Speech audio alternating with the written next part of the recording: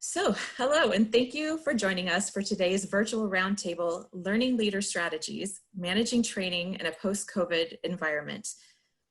The rapid changes in our world today have led to big shifts in the way we're managing our learning programs. And we're very excited to bring learning leaders from around the world together today in various stages of the crisis and recovery to share how they're adapting and the strategies they're implementing to restart training activities. I'm Jennifer Shukla with Training Orchestra. We hope this session will provide you with ideas and inspiration you can use in your own organization and your own learning programs. As you entered the webinar, thank you for answering those poll questions. Let's take a look at the answers and find out a little bit more about our audience today. So you should be able to see the results on your screen right now. Yep, we can see it. Excellent. Thanks, Barb. So in terms of who we're training, we've got employees here who are training, or we've got organizations here who are training their employees. The majority of are training their employees and or internal audiences. And let's see, we've got some focused on external training and several who are training both their external and internal employee audience as well. It's really interesting about the external training. We're actually seeing more and more of that today as organizations are expanding their learning programs to include their customers, their partners, and their clients. That's great. So how is our audience managing instructor-led and virtual instructor-led training operations? So we've got lots of people here using a training management system. That is great. And we also see several, and I guess the next would be people who are using spreadsheets or shared calendars, but that's pretty typical in terms of what we see. And a few who have their own systems, good, and some outsourcing, great, excellent. And then looking forward in terms of your global learning functions and what direction our audience sees them moving in going forward. Looks like a pretty even split. Well, actually leaning more towards being more centralized rather than decentralized. That's interesting.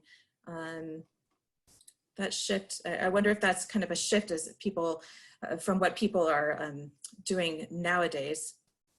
And lastly, what portion of your training operations are being outsourced?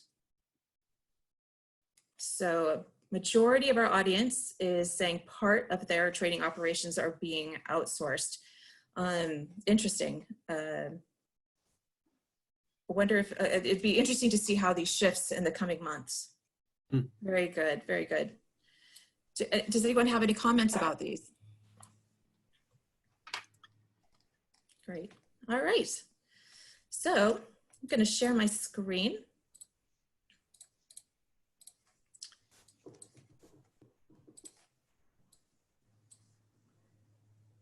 All right. Again, thank you for joining us today. It's really interesting. We have an incredible audience today, and I'd love to share a little bit more of that.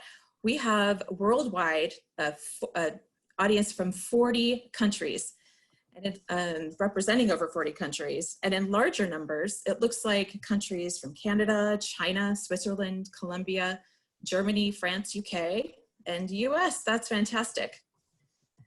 And for industries, we have a very diverse industry representation in our audience today as well, with over 40 different industries, including consulting, education, energy, manufacturing, banking, financial, and many more, as you can see. And it's really good to see audience members here from some of our most heavily hit sectors as well, where the restart is going to be very critical and with a big impact, such as tourism, hospitality. We've got some aviation, oil and gas, and automotive. That's great to see you here. We're really glad you're here. Welcome. So just a few housekeeping items before we get started. We are recording the webinar.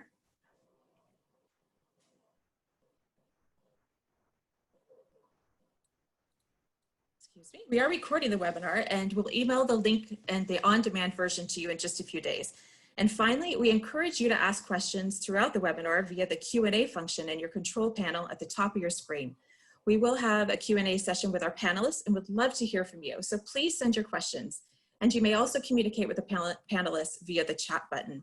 So with that, I'd like to first say a big thank you to our speakers who are coming to us today from around the world and in various time zones. Thanks for being here. And now to kick things off, I'm going to hand it over to our co-sponsor, John Ambrose, president of GoFluent. John? Hey, thanks, Jennifer, and good morning, good afternoon, good evening to all who are joining us literally from around the world, as Jennifer showed us on the globe. Thank you for taking time out of your day. My name's John Ambrose. I recognize some of the names on the registration list from my days at Skillsoft. Today, I'm president of GoFluent, and I'll be your moderator today, but I won't be alone here. Delighted to have a group of colleagues with me who I'll introduce in a moment. Today's webinar, Managing Training in a Post-COVID Environment, What Does the Day After Look Like, is really, I think, one of the most exciting webinars I've been to this season. Before I get started, introduce our unbelievable panel of speakers. Want to take a minute to share how this webinar came together, because these things just don't happen. Stefan Pinot, founder and CEO of Training Orchestra, called me about 3 weeks ago. We were just comparing notes on the industry. We both have an opportunity to talk to many, many leaders and thought leaders across the space. And we've been inundated with Zoom conferences dealing with the here and now, the lockdown, focus on the present. And Stefan said, you know, let's do something to help the industry figure out what's on the other side. What comes next? And I thought this was a brilliant, brilliant idea. So the first thing we did was reach out to a couple more colleagues. We reached out to Barbara Farley at Conduent, who's also worked with many of the largest enterprises in the world, and Laurent Balaguet, who's CEO and co-founder of Formetris. And the four of us put our heads together to come up with this program. And we set some lofty goals. We want this to be the one Zoom session that 6 months or 12 months from now, you look back on and say, wow, that was really insightful, really actionable. It was the best virtual event during the crisis. It really helped me prepare for what's next.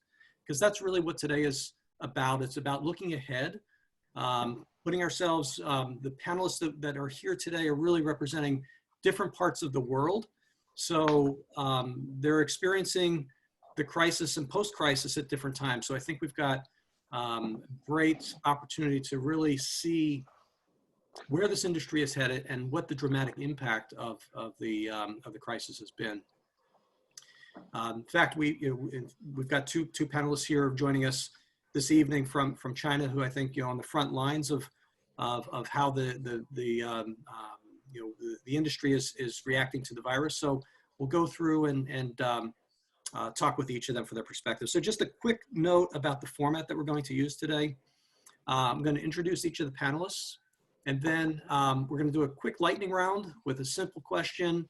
Then we're going to do about 5 to 6 minutes from each panelist talking about their strategy for the day after, how they're planning for the post-COVID world.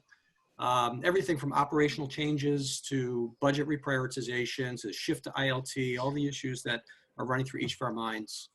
I'll invite my co-moderators, Stefan and Barbara and Laurent, and the other CLO panelists to jump in, and we'll do some Q&A as a roundtable. And if all goes well, this first section will be 30 or 35 minutes of dialogue, and then we're going to open it up and try to take as many of your questions as possible. We know you'll be chatting questions, sending them in the Q&A. We'll be monitoring those and try to keep this whole session as interactive as possible. So with that, I'm going to get started with introducing our distinguished panelists. I'm going to go alphabetically by first name, just to throw them all off, which means we're going to start with Aloud Hong. Aloud, tell us a little bit about your title, your company, and where you're physically located right now. Okay, thank you everyone, and good night. It's China nighttime, and my name is Aloud, and I come from Jinko Solar. It's a company, is the world #1 solar module supplier, and I am the global HR director for this company. And now I'm located in Shanghai, China. You know, it's maybe become a dangerous city. Now it's a very safe city, but yeah, maybe we have 1 or 2 months in advance for the most of the cities. I'm here. Yeah, thank you. Thanks, Aloud. And Aloud and I co-presented at a session in Shanghai just about a year and a half ago in January 2019. Yeah. Great to see you, Aloud. Armelle, you're on mute. Yes, sorry, I was on mute. Hello, hello everyone. So yes, my name is Armelle Savidan. I'm located in Paris, in France, middle of Paris. It's really sunny and it's really hot today. I'm working at Faurecia, which is a company, a global leader in the technology automotive industry. We design and produce cockpits, seats, and exhaust system for the car makers. And within that company, which is a worldwide company, about 120K employees, I am running the Faurecia University in Europe, leading design and trainings around the world. It's amazing, Armelle. We have so many companies on this call today, some of which the audience may not recognize, but it's amazing how much we interact. So Faurecia, for example, many people may not be familiar with the name, especially, maybe in the US, but if you drive a Ford, a GM, a Toyota, a BMW, Renault, just Peugeot, almost any car in the world, we're probably interacting with Faurecia products. Yes, you're right, John. We are, Faurecia is present in 1 out of 3 of the cars in the world, in one car out of 3. Amazing, amazing. Amazing.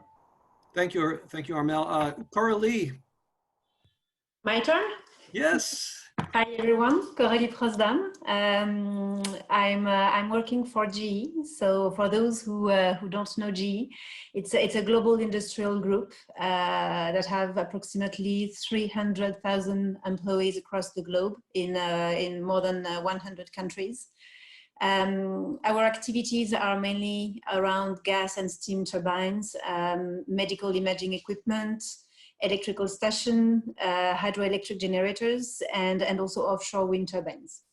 So we have a variety of activities, and I'm the learning leader of the Learning Shared Services Center of GE in France. So I'm based in Belfort, in the east of France, for those who don't know Belfort. And we handle the learning plans of all French GE legal entities for around 16,000 employees based in France. Incredible. Thank you, Corley, for joining us. GE is such an impressive company. It's been around for, 120 some years. And 125, yes. 125, yes. We had our anniversary a few days ago. Is that right? Fantastic. Well, everyone knows GE, but what I was surprised to find, I knew one of them, but I didn't know both. But GE was basically founded by a few individuals, one of which was JP Morgan, and the other which was Thomas Edison. Amazing legacy. Amazing. Mm-hmm. Thanks for joining us, Coralie, from Paris. And finally, Joe Chen. Hey, hello everyone. Really nice to be here. Can you see me? We can. Yes. Yeah, okay. Comparing to GE, I think most of the Western audience may not know us, NetEase Games. But actually NetEase Game is one of the biggest game company in the world. It actually ranked number 6. It's like Blizzard, like Ubisoft, like Sony, like EA Sports. And we were a Chinese domestic game company, but now we are in globalizational game company too. And we have 10,000 staff all over the world. And we have lots of cooperation with like Harry Potter, Marvel, like Blizzard IP, Minecraft, some famous games you may know.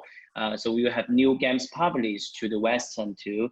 And I work here for the leadership development department, and I also work for the globalization training for our staff. I work here for like 15 years, so I would like to communicate with other audience about training and development's future. Thank you. Awesome. Thank you, Joe. And yes, NetEase is a company that's well known throughout Asia, and it's just amazing what you've done in the games area. But you also have relationships with some Western gaming companies and like World of Warcraft and Microsoft and others, and host those games as well. Yes. Yes. Yeah. Cool. All right. Well, we're going to move into the program and get the discussion started. But I first want to ask each of the panelists, to, if there's one word that describes a post-COVID world from your perspective today, one word, what would that word be? And Aloud, maybe you can start. What's the word that comes to mind post-COVID when you think about your learning strategy going forward? Yeah, I think maybe one word for me is for the change to online training. So this issue that bring us a very new situation that we're talking about globalization before, but now we can see some dangerous things become this issue. So that I think the changes is we need to keep the globalization, but also to make sure the employees' safety and the company's safety. So that I will put the word at change and online. Yeah, that's for my side. Thank you. Changing online. Okay, great. Thanks for that. Corley? Well, I'm quite aligned with Aloud, but my word will be evolution. But it's pretty the same logic. We can really see that with COVID, people are really evolving in the way they are seeing training, and things that were impossible just 1 month ago now becomes the new reality. So evolution would be the word for me. Evolution. All right. All right. And Armelle? It's difficult, even more difficult. Yes, I agree with online and I agree with evolution. So I would add maybe personalized. Training should be much more personalized afterwards. In a post-COVID world. Yes. Much more personalized. And Joe? Okay. Yeah, I add one word, quick.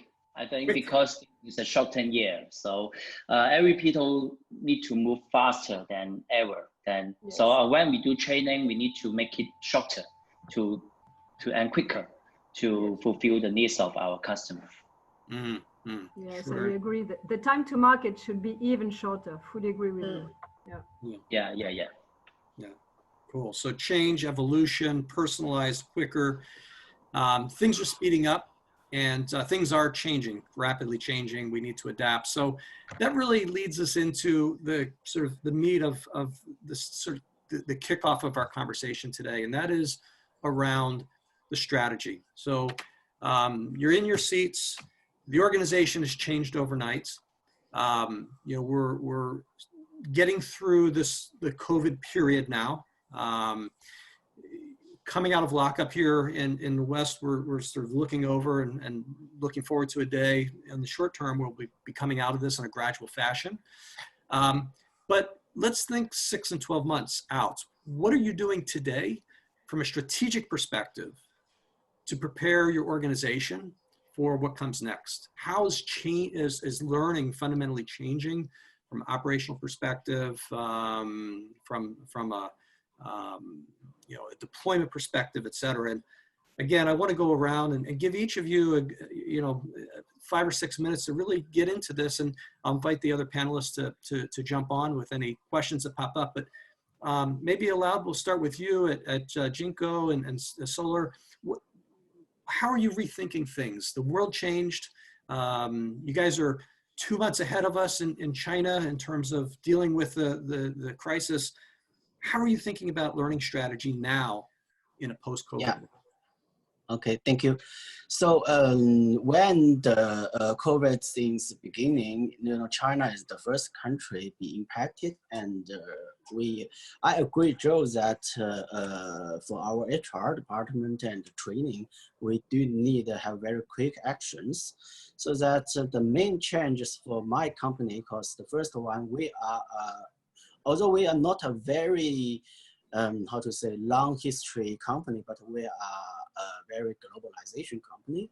We have more than 500 employees out of China, so that they were in around 50 countries.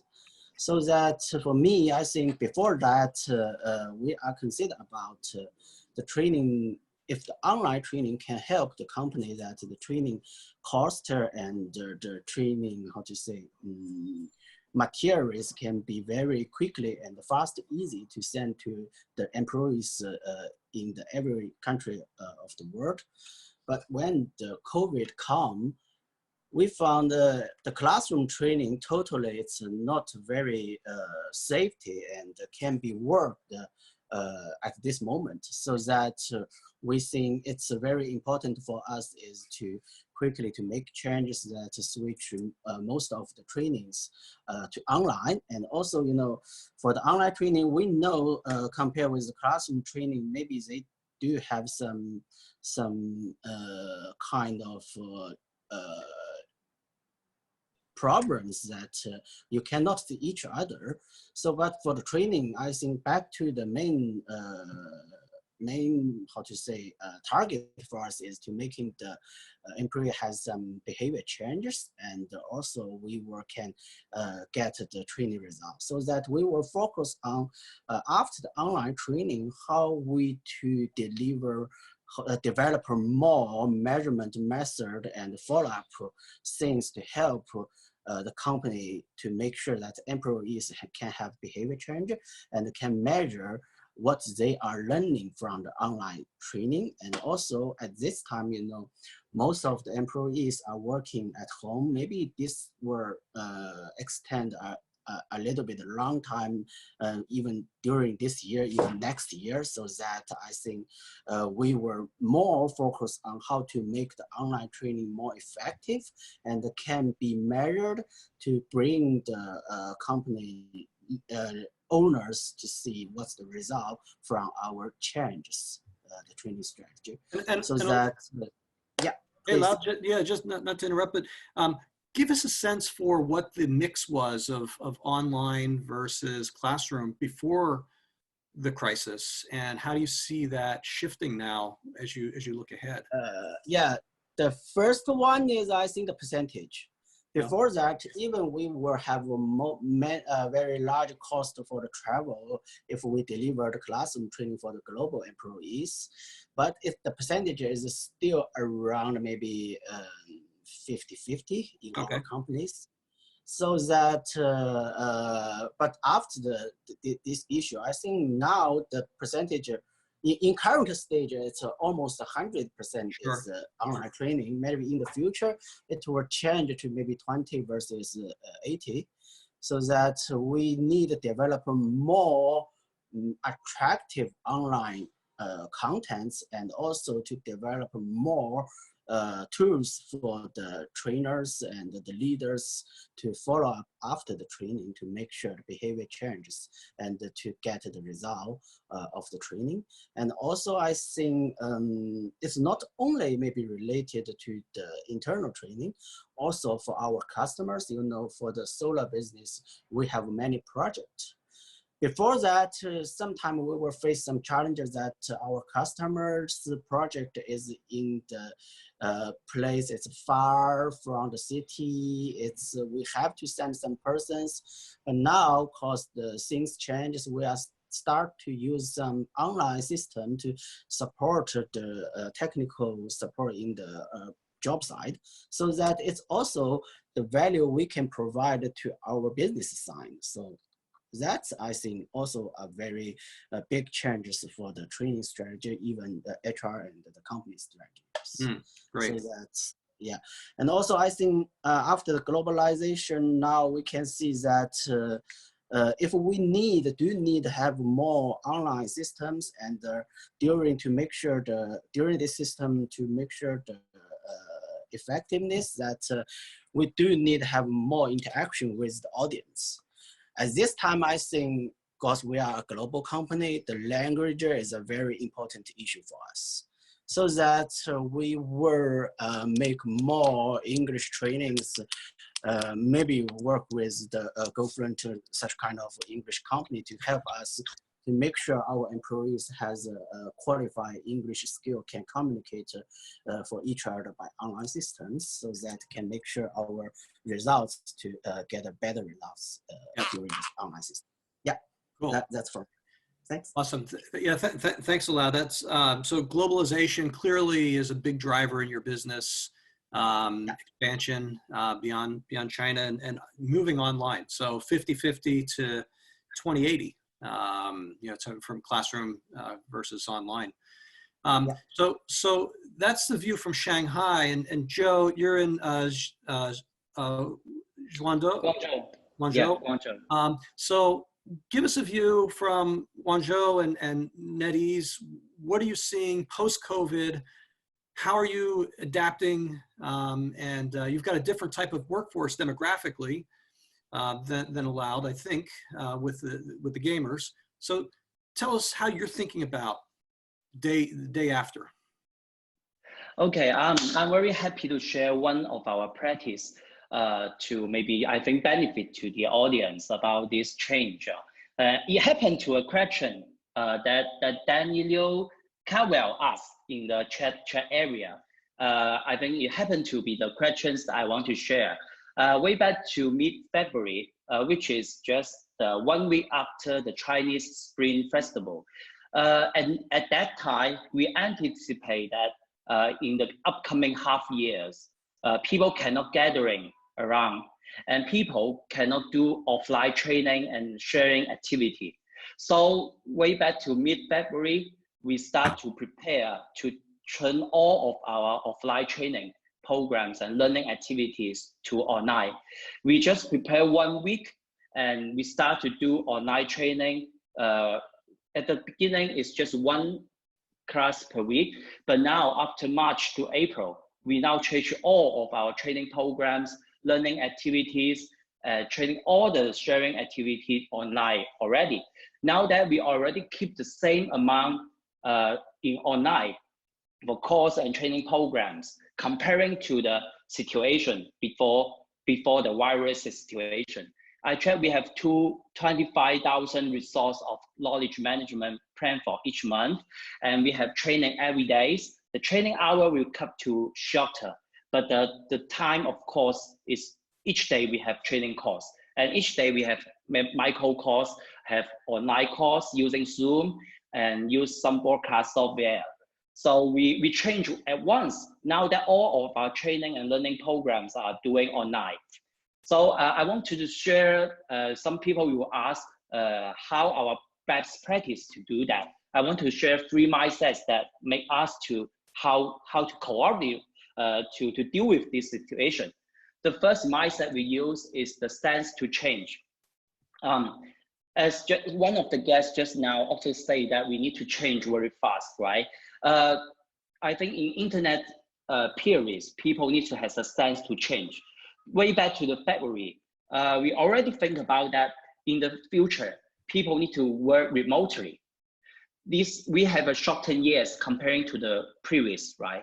The leadership requirement is quite different because in 2020, people will be in high pressure.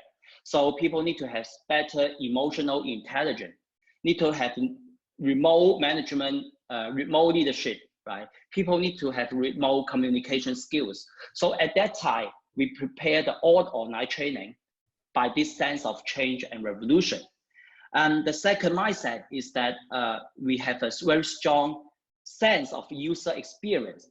The traditional way of making training programs are always beginning from the headquarters, right? The headquarters making the training strategy, making everything, making the plans, training resource from the university of the headquarters.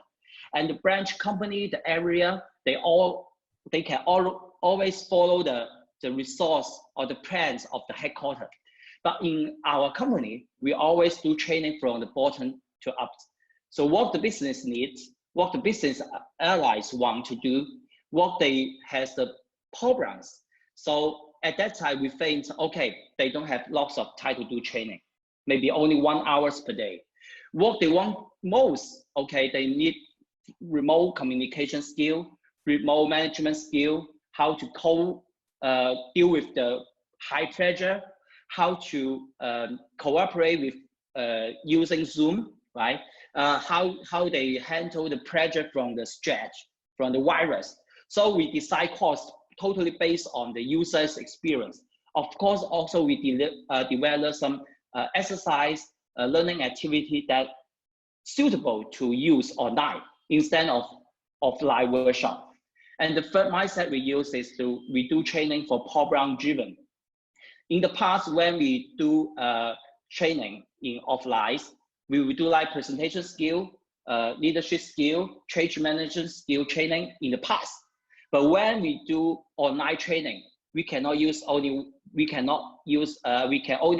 hour per day, 1 hour per time, 1.5 per time. So we do not do a full day training.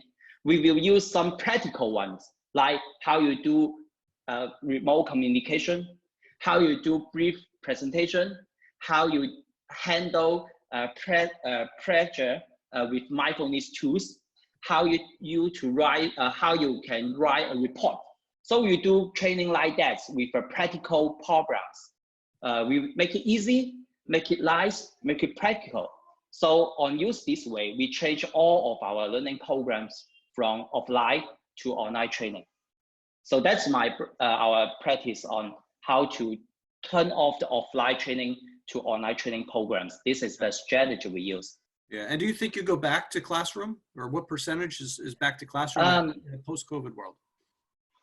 We expected there would not be offline training at least before August. Wow. At least before August, right? Yeah. This is our estimate time. Yeah, and I sometimes, you know, we think generationally that you know, the millennials are quick to adapt to online. They've grown up in a digital world. They're digital natives. Did you find when the shift was occurring that they were as ready as you expected them to be able to adapt to a remote online training world, or did you find that you needed to invest to get their skill sets? Okay, because for game industry, people are younger. Our users, our staff may be younger. So people are more get used to the online training very much, like they use Zoom very freely. Yep. They use mobile phone to do meeting and training freely. I think for the next generation, people are more suitable, more comfortable to use online way. And we also need to design our exercise operation way to more suitable to online version. Cool, great. Thank you, Joe. That was great, and love the lessons there and the best practices. They're very helpful. Thank you. Exactly. Thank you. What people are welcome. Welcome. So we'll come back, and Armelle, I know Faurecia is doing quite a bit of business in China. You have an operation there. You're obviously a global company, but you sort of span both parts of the world, right? You're in Paris, but you're very, very close to, you know, what was happening in the company and sort of in the waves that were coming across the world. How do you see the post-COVID world? What are you preparing for today in terms of the university, and how are you looking ahead? What shifts are you making? There are several shifts that we are making at the same time. Same as Joe, for instance, we are digitalizing a lot of trainings right now, meaning that we had before about 20% of trainings that were digital. And now we will move to more than 50%. And what is really new in this change for us, at least, is that we are shifting our leadership trainings to fully digital. Before, you know, we were like the face-to-face is unique way of learning and of experiencing new behaviors, which I believe is true. But at the moment, and for sure in the future, it's going to be different. And it means that we are building a leadership journey. And instead, for instance, to give you a pragmatic example, instead of doing 3 days in a row of face-to-face session, we will deliver 3 days over a 5 or 6 weeks period of time through webinars, but through large-scale webinars and small groups webinars in order to, as I said before, in order to personalize and to coach more closely people on their job. And I think it's going to be a big change for us. It's that this training will be much more on-the-job training and fully, I would say, actionable back into work 1 hour later. This is the ambition of the leadership trainings. This is one of the big change. The second big change is about I would say the key transformational program. In the car industry, as you may know, we are leading to much more connected cars and to much more autonomous cars.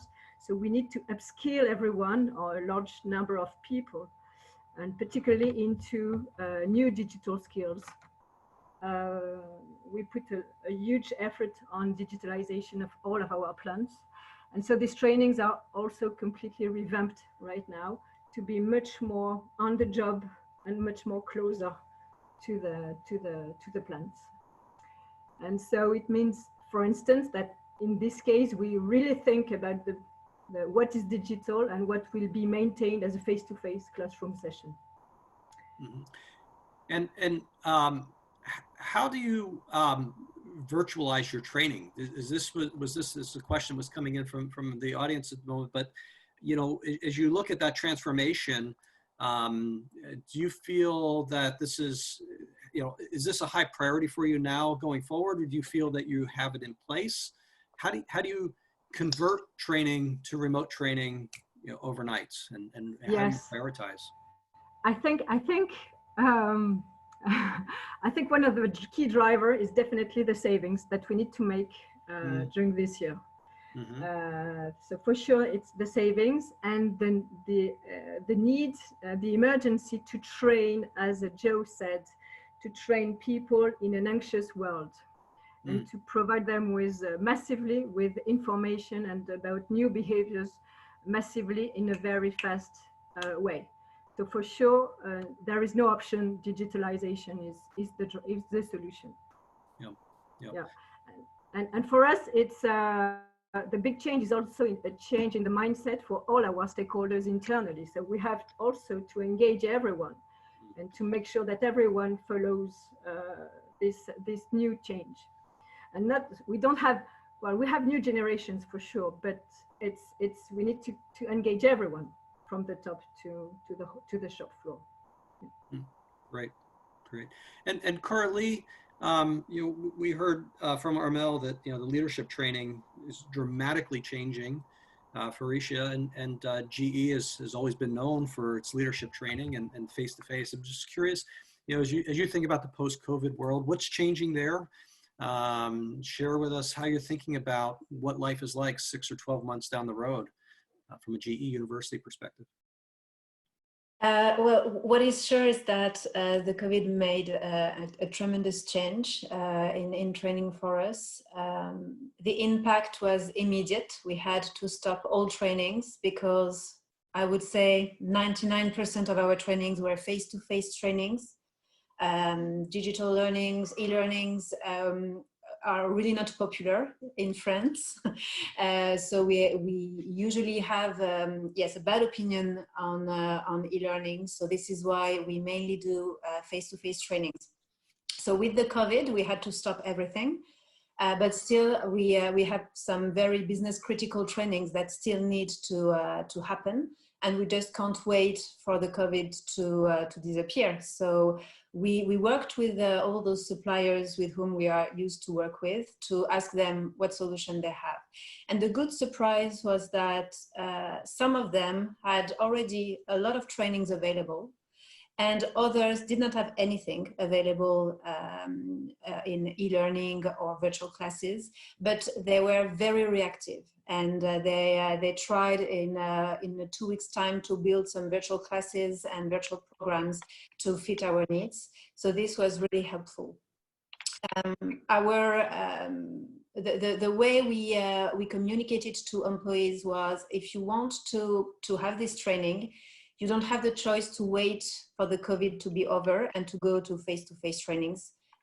You have an opportunity to go to that virtual class. So go to that virtual class, otherwise you will just not get that training. So people did not really have the choice and went to those trainings. And for the moment, we have quite some good feedback from people. So this is why I was saying at the beginning of the call that to me, COVID means evolution, because you realize that when you force, if I can say that, people, and they just don't have choice, then they realize that, well, it was not that bad. And we have a lot of bias. And when you test, you realize that it was pretty nice. So all in all, on the longer term strategy, I think it from this, I would say this catastrophe, because the COVID has a terrible impact on everyone from a health perspective, but also from an economic perspective. But I really see an opportunity from a training perspective. We were able to work, and we still are working with our training supplier to modernize their offerings. See what we can do as virtual classes. And it's funny because when I was listening to Loud, Joe, and even Armelle, I see that we are really all aligned on what is needed, and they are doing exactly what we need. So Joe was saying, I just took a few notes: easy, nice, and practical. This is exactly what us as a client we are looking for. And from what Armelle was saying about those webinars, I think that it's really something that was missing in all the trainings that we used to organize. Those trainings were 2 or 3 days training, and then after that there was just nothing.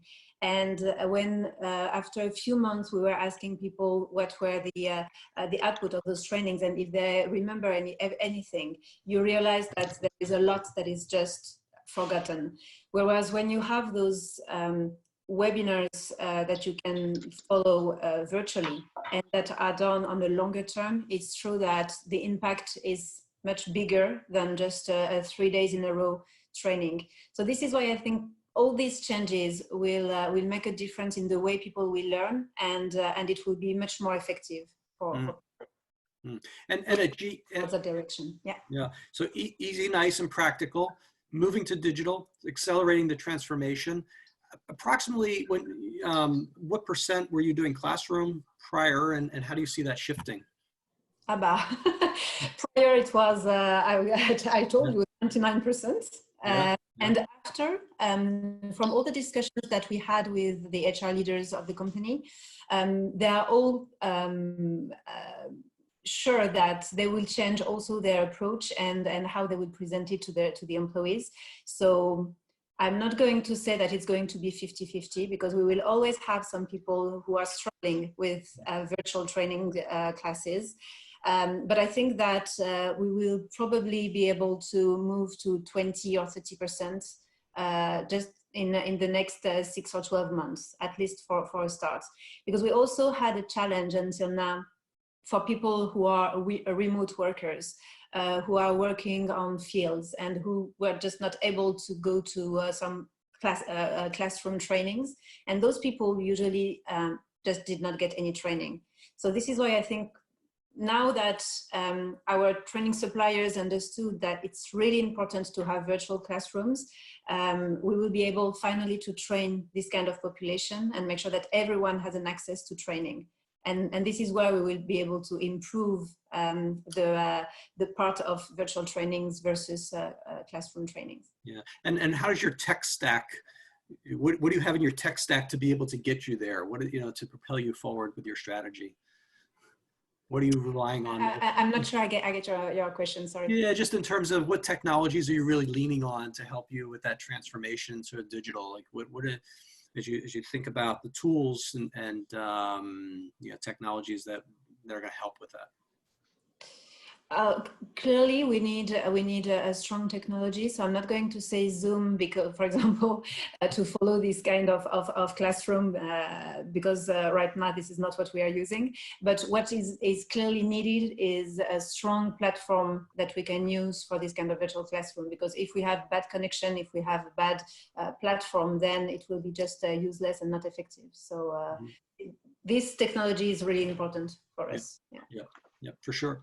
So I'm going to open it up to Barb and Laurent and Stefan to join in some of the questions. I know you all have some burning questions in your mind, but I also just want to ask the panelists, as you went through this crisis, did anyone see a real dramatic change in how learning is perceived within the organization? We often hear, at learning conferences that learning wants a seat at the table. When a crisis happens, when the organization has to shift and transform quickly, does anyone have an experience in terms of how learning was perceived differently and invited to that table, or really brought into the, to the planning session of the company, at the heartbeat of the company, to really ensure that it was a pivotal player, dealing with the crisis. How did the organization, look to learning at that time? If I can speak again. Yeah, for sure. Yeah. With that and with the impact on costs, as you can imagine, all businesses were asked to reduce their costs. And when you are being asked to reduce costs, usually the first thing that you are looking at is training, unfortunately. So they had to do some savings on trainings. So with that, it forced, again, the HR population to look at all the trainings that were planned and see what training was really critical for the business. So there was more interest in the trainings to understand what is critical, what is non-critical, what are those trainings that are mandatory, but that are where you also have other trainings that are not mandatory but critical. So there was a deeper analysis of the type of trainings needed. And this is the exercise that is being done right now. Mm. Okay, yeah, thanks, Prost-Dame. And I also want to add some comments on this. After this crisis, actually, the company will training more and more important, at least in our industry. Because we have many new staff come in this year that who are brought by the virus. We have lots of staff coming from all over the world that cannot go to China these days. So I see many people, audience ask us questions that how they do new hire orientation. New hire orientation is now one of the most important programs, especially after the virus situation. We change this situation online. We do all these new hire orientation programs online. We shot videos, we make some introduction of the companies and can make it visualize. Then people can see in France, in US, in UK that, oh, how this company is, what it is. So from the remote learning systems, they can know our company very fast, even though they did not come to our company yet. So new hire training programs become a very important role in this virus crisis. So the company actually in our industry, will training more and more important, but we need to have a very good technical skill to support. I really support Prost-Dame's idea that technical skill is very important. Whether you have a good network, good technical equipment is very important when you do online training.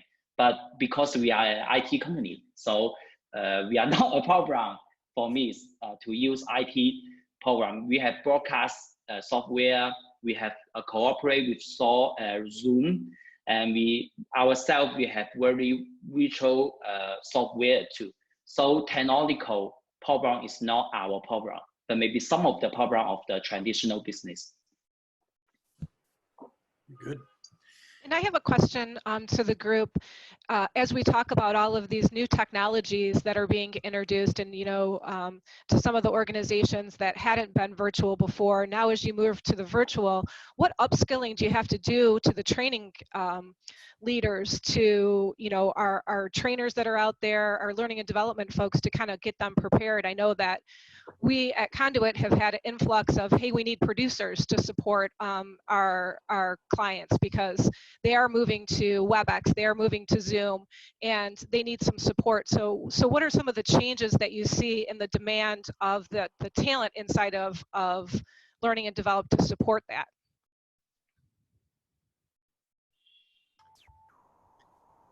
Can I try an answer? Sure.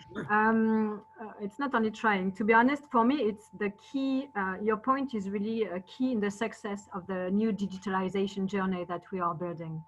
And the upscaling of our internal trainers is definitely key. If we want to some of them, I had a discussion last week with a trainer saying, okay, I will do a webinar. I've got my slides ready and I can do it. It's just like classroom delivery. And we had a very good conversation. I had to demonstrate him that it was not a traditional classroom top-down delivery, and that creating interactive webinars is really a new skill set. Mm-hmm. And you know, so we will probably do it. I will co-facilitate the webinar with him to make him understand how to create energy, how to make sure that people are emotionally engaged into the training, to create some interactions using some Zoom or Teams functionalities to create whiteboards, to split the big groups into smaller groups, all that kind of options. So the skill set is about the technology itself, but also in the facilitation skills. Yeah, great point, definitely. And it really is that you can't just take classroom training and put it online, because you're not going to get that interaction you need. So great points of bringing up breakout rooms, using whiteboards, using polling questions. That really is things that you need to look at before you move a instructor-led classroom to a virtual instructor-led classroom. So that's great really points. Key. Yeah. Yes, I agree. I'm very. Oh, sorry. So you first. Yeah, please go ahead. Yeah, please go ahead. No problem. Allowed. Go ahead. Yeah, I just want to add 2 comments from my side. Is it's the same with Joe. Most of the Chinese companies employee is really young, so I see a very clear trend that. More and more, when I am young, when I talk about online training, even when I work for GE or American Standard, most of the programs are on the computer. But now it moves to mobile phones, the more easy and the small devices. Right. So that we are now developing more and more mobile apps instead of the normal online, so the web the web online trainings. So that it's a very clear maybe trend for me, I can see in China happening. And another comment is from the coronavirus happen. Before that, we talk about online program. Maybe we just talk about some internal programs, the technical training, something is the video or the point, and also maybe we will buy something from the external vendors for some online systems. But after the coronavirus, we have to move some normal classroom training to online. For example, we purchased a training program, invite an external professional trainer, but now he cannot go to our company, so that we will ask him to deliver the training by WebEx, by Zoom, so that I think it's a kind of change in current stage, maybe for the future, that even the normal classroom training can be moved online, but just use some new method, and the trainer just talk and teach the audience maybe from devices that to instead of the normal classroom training. So yeah, these 2 things I think maybe will change in the future. Yeah, and along those lines, Allowed, the question came in from the audience about AI platforms. Is anyone looking at the use of AI platforms to make the training more interactive, more attractive with scenario learning? Yeah. Yeah, AI is a very hot topic in China that many years ago, but now I can see many methods, maybe for example, for recruiting side, more and more AI help us, and also customer service. I can see more clearly tools be developed in recent years. But for the training, I think, yes, we can try, but so far I don't see some AI system can instead of the current training methods. But I think in the future should be, can be developed in the future, in the near future. but it need solve a problem is training is not delivered just by a talk. If we just deliver training by talk, that we can make the videos. We don't need AI.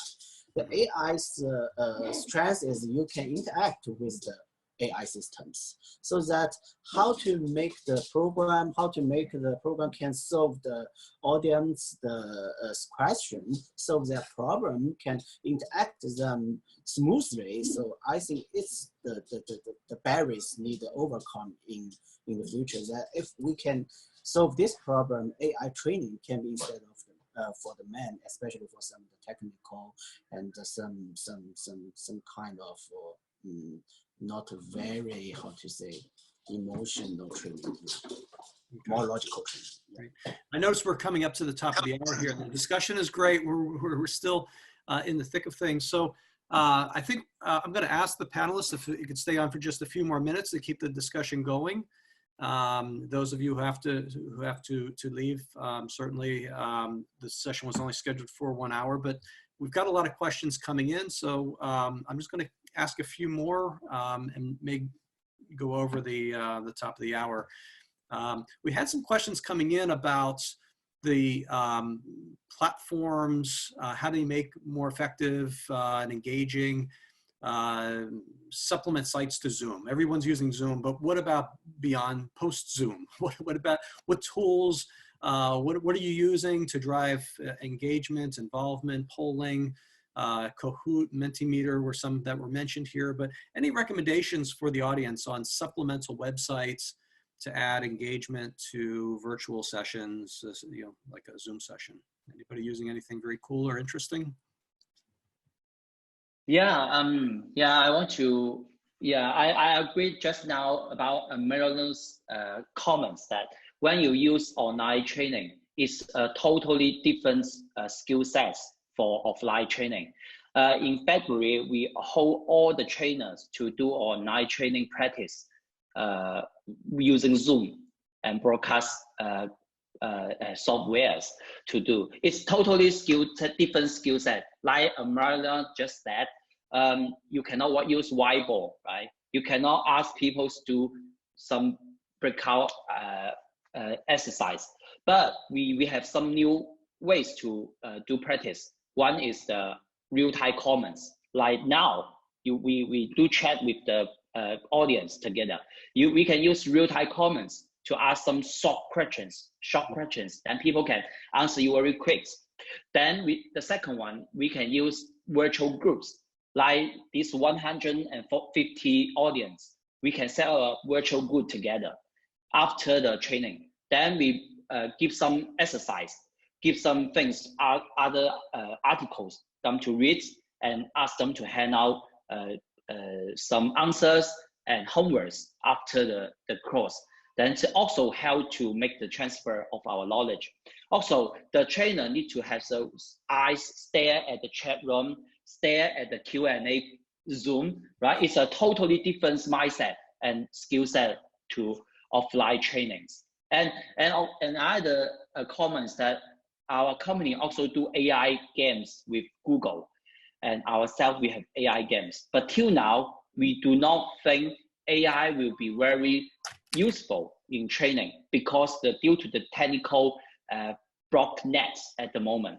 But maybe like 3 to 5 years ago, after, AI may be a hit. But now we anticipate at least in 1 to 2 years, AI cannot be the center of the training technique. Only my ideas for reference. Yeah.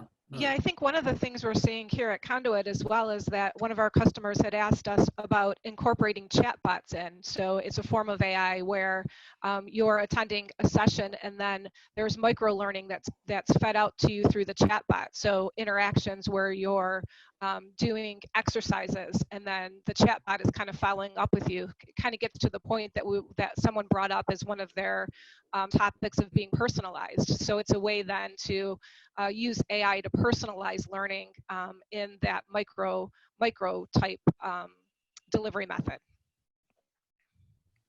And how do we think? So we got the chat bots, we've got the different technologies, the ability of instructors to be able to multitask when they're conducting these sessions.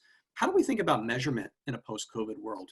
What are we doing to make sure that the programs that we're delivering, and measurement's been a lifelong topic in the learning industry, but Armelle or Corley, any thoughts on how we measure going forward? Yes, we need to measure for sure, and we need to analytics will be key. So in any platform that we may use, we are for sure defining our KPIs to track, definitely to see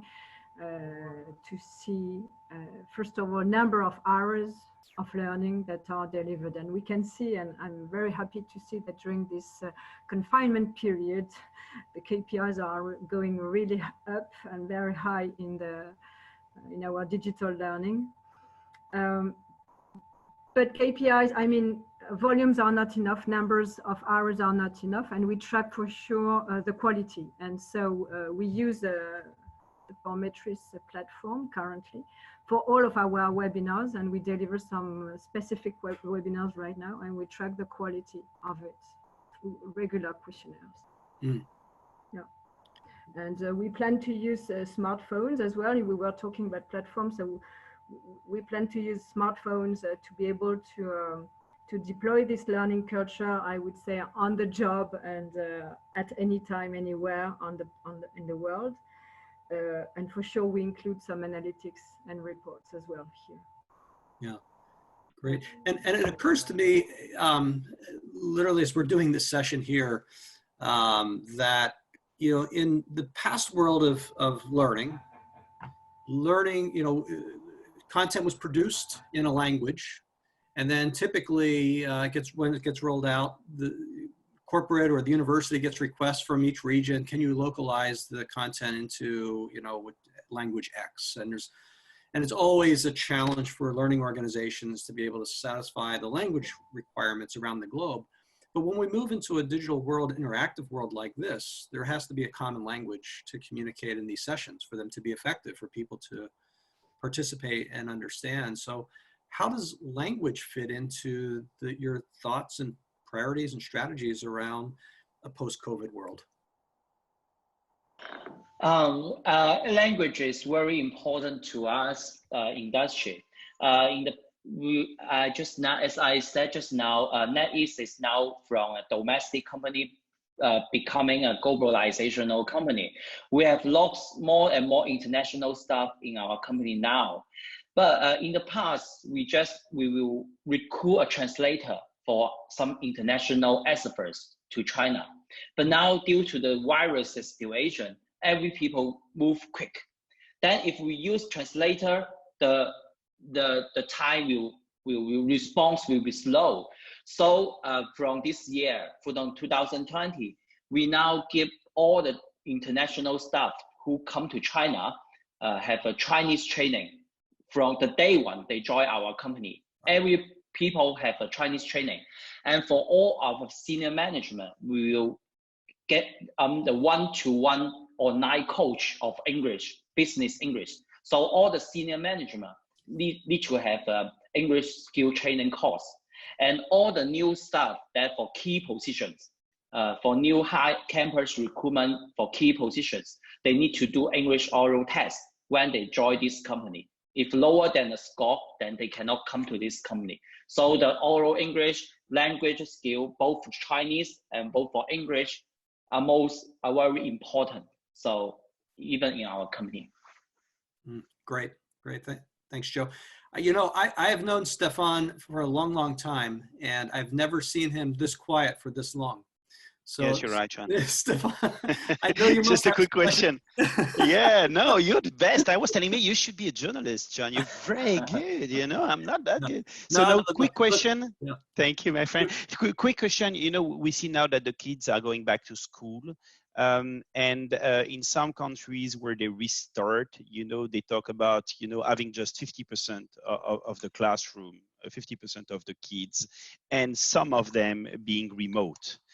So it's going to be a new challenge, you know, because we moved, you know, from, you know, in-person, in-classroom session, and in a night, as you said, to virtual classroom, Zoom classroom.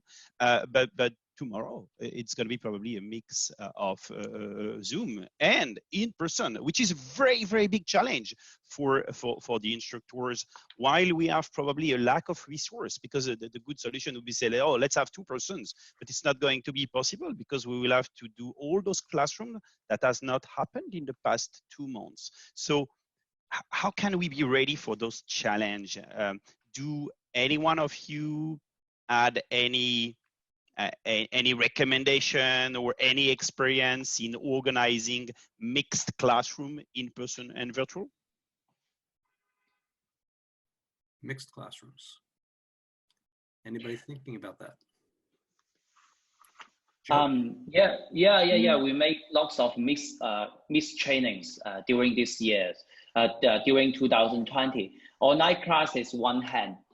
We use other ways to do, like article learning and video learning and virtual group learning, just all the learning ways except the offline training.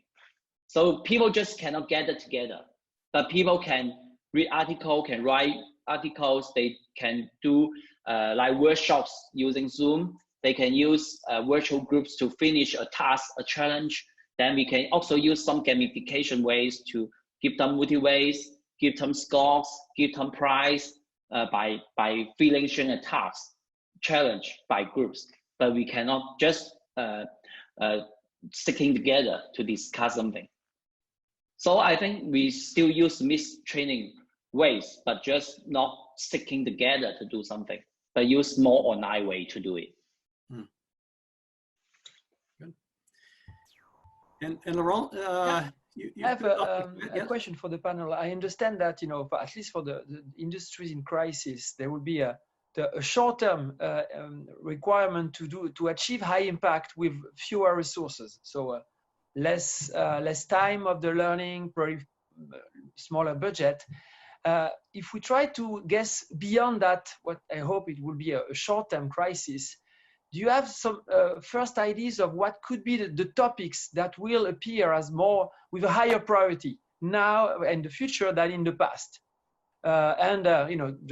My guesses would be typically learning culture. Armelle, you said it, and maybe also resilience. We hear about resilience at the individual level, at a company level. Will it also affect, according to you, the L&D priorities in the future?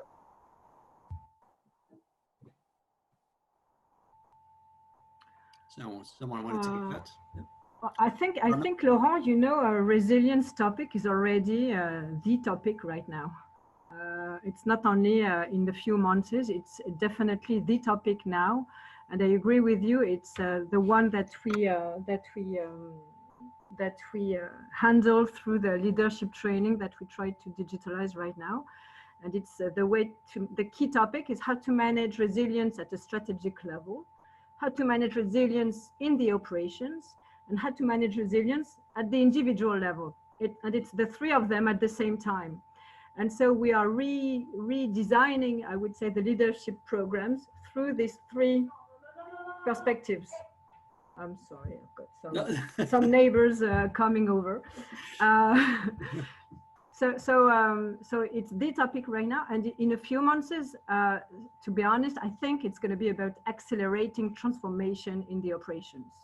So hard to say what exactly it would be, but I'm pretty sure that in September, October, it's going to be the topic. Great. Well, I think first of all, we're about a quarter past the hour now, and we've got some guests who have been with us. It's getting late in China. We appreciate them staying with us. The audience has been with us the whole way, so I really want to thank everybody who joined us today. Before we wrap up here, just a few thank yous. Jennifer Shukla, who did incredible coordination on the whole event, introducing us at the beginning, but really taking the concept of that conversation that Stefan and I, turning it into reality and making today happen. So thank you, Jennifer, for for everything. Also want to thank the sponsors today, Training Orchestra, Stéphane Pinot, who really conducted the events, Laurent Balaguet from Formetris, here we are, and Barb Farley from Conduit, and of course my colleagues at GoFluent. And then most importantly, want to thank our incredible speakers, literally joining us from around the world. Loud Hong from Jinko Solar, Armelle Savidan from Faurecia, Coralie Prost-Dame from General Electric, and Joe Chen from NetEase. Really enjoyed the conversation. Like Barb, I've been in this industry a long time, and sometimes it takes a crisis to mobilize. And we, as an industry, have been talking about, you know, the digital transformation and e-learning, and we know different parts of the world have embraced it in slightly different ways or slightly less ways. It's clear that from the current events, we're all moving into a world that's going to be much more robust, much more digital, much more interactive, with really creating incredible new opportunities for all of us to innovate, serve the learner, accelerate the learning, and really have greater impact, measurable impact on all of our organizations. So I really appreciate the many attendees from around the world who joined us tonight, those who participated in the panel. Thanks again for everyone. Good day, good afternoon, good morning, good nights. Thank you all so much. Thank you so much. Have a good night to all of you. Good day. Bye-bye. Thanks. Thank you very much. Thank you so much. Thank you. Thank you. Thank you, Bye. everyone. Bye. Thank you. Bye-bye. Thank you, everyone. Bye. It was great to see you.